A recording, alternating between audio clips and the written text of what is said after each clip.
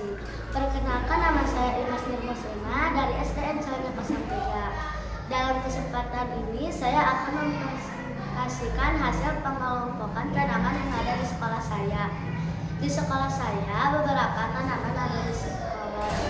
Ada tanaman stroberi yang berjumlah 10 buah, lidah buaya 5 buah, tomat ada 7 buah, cabai ada 5 buah, dan selada ada 5 buah. Demikian presentasi saya tumbuhan yang ada di sekolah. Wassalamualaikum warahmatullahi wabarakatuh. Salam literasi.